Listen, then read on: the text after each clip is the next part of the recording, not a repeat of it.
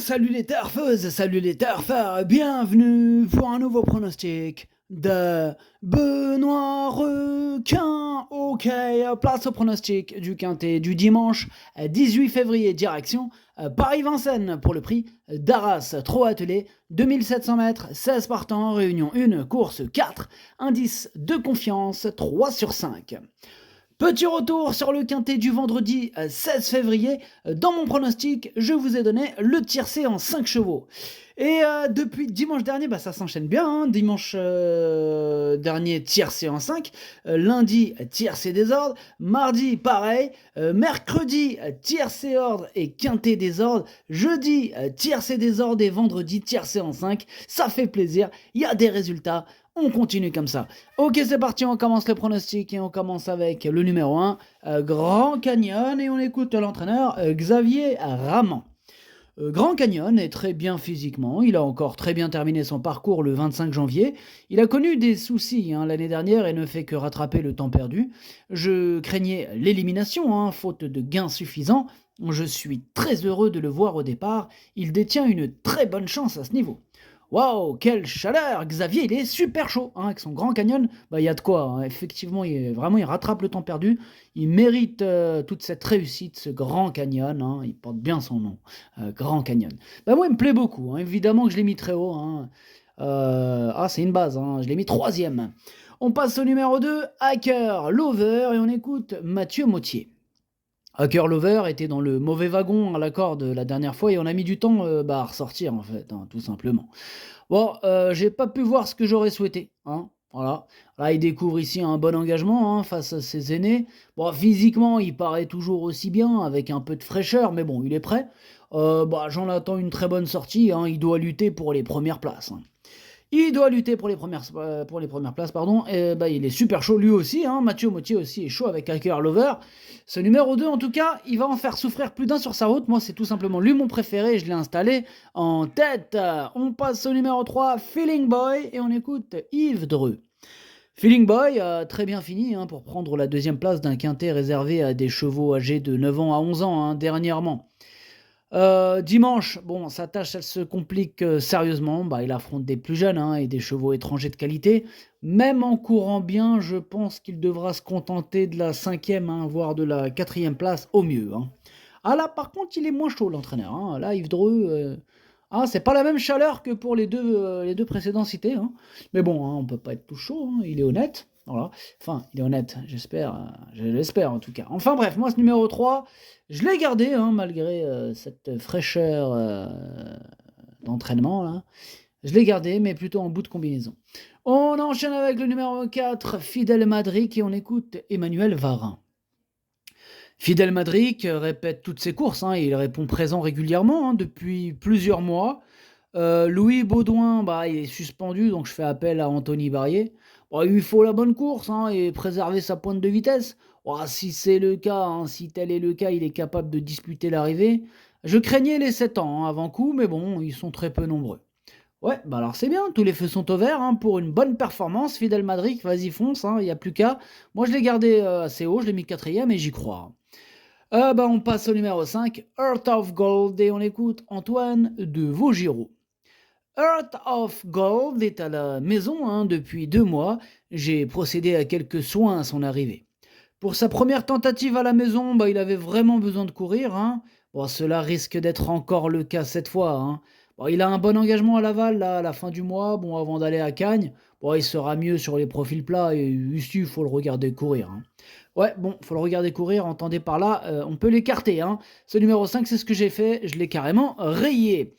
On passe au numéro 6, Great Tigress, et on n'aura pas les commentaires de l'entraîneur. C'est Jean-Luc Bijon qui est parti pêcher avec l'autre, là, le pro de la canne à pêche, Fabrice Soulois, et son pote là, Alessandro Gossiadoro, tous les 3, amusez-vous bien. Alors, ce numéro 6, qu'est-ce que j'en ai fait? Tout simplement, je ne l'ai pas gardé. Alors là, c'est une toute petite liste des possibles troubles faits. J'en ai que 2 sur ma liste aujourd'hui, et ce numéro 6 est à la fin de cette toute petite liste. On passe au numéro 7, Zinco Top. Et pareil, on n'aura pas les commentaires de l'entraîneur. C'est Fabrice Soulois, comme on l'a dit, il est parti pêcher avec ses amis. Amusez-vous bien. Ce numéro 7, lui, par contre, je l'ai gardé. Il me plaît bien. Je l'ai mis 6e. Attention, il peut en faire souffrir plus d'un sur sa route. On passe au numéro 8, Dewey d'Ocagne, et on écoute Didier Broyer.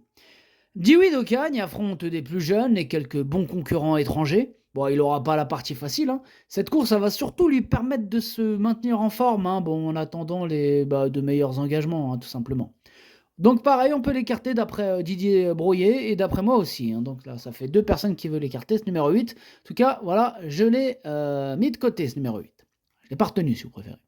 On passe au numéro 9, Goulette. Et on écoute Yann Laurin. Goulette a vraiment besoin d'une piste souple, hein, pour donner sa pleine mesure. Bon, elle est vieillissante, hein, quand même, hein, ayant perdu un peu de sa superbe. Bon, on va voir comment elle peut se défendre pour son retour à Vincennes. Nous serions contents, hein, si elle était dans les 5 premiers. Ouais, il serait content, Yann Laurin. Enfin bref, moi ce numéro 9, je l'ai pas retenu. C'est lui mon gros regret, hein. C'est lui mon cheval de complément en cas de non partant. Ce numéro 9, attention, possible cassage en vue. On passe au numéro 10, Zorro Wind, et on n'aura pas les commentaires de l'entraîneur, hein. C'est Alessandro Gociadoro qui est parti pêcher avec ses amis. Amusez-vous bien. Ce numéro 10, il me plaît bien, je l'ai gardé, je l'ai mis 5e. On enchaîne avec le numéro 11, Fusée des Veaux, et on écoute Luc Jérôme Legros. Fusée des Veaux s'est montrée décevante, hein, lors de sa prestation du 18 janvier. Elle n'arrivait pas à se mettre dans le collier, alors bon, là, j'ai pas d'explication particulière. Bon, à l'entraînement depuis, tout est normal, elle n'est pas démonstrative, hein, cela dit. Bon, ici, elle doit affronter des étrangers, des mâles et des jeunes. Ah, il faut avant tout qu'elle rassure, hein, on va courir battu, hein, comme d'habitude. Il va courir battu comme d'habitude. En tout cas, moi, ce numéro 11, je ne l'ai pas retenu. Voilà, bon, affaire d'impression, question de feeling, au cas de défaillance. Les amateurs de grosses cotes, vraiment là, question de feeling avec ce numéro 11. On passe au numéro 12, Equajuelo, et on écoute Fabrice Lercier. Equajuelo aime avoir ses aises, hein, pour s'élancer. Bon, avec le 10 en seconde ligne, là, pour son retour à Vincennes, il était trop gazé. Oh, je lui avais retiré le lasso, mais il en sera muni cette fois.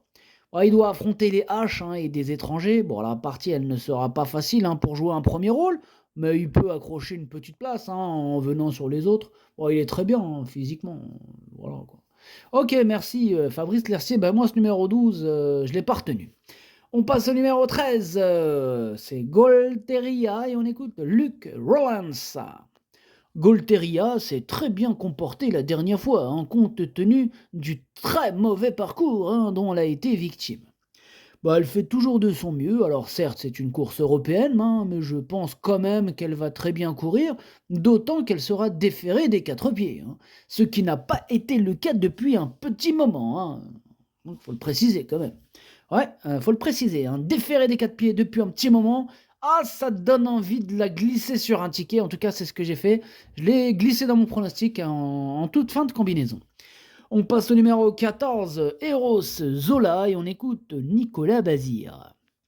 Eros Zola, il affrontait des bons 6 ans, hein, comme Inno du Lupin ou encore Indie Rock, hein, la dernière fois. Je l'avais placé à l'arrière-garde afin qu'il reste bien décontracté. Il n'avait pas démérité, hein.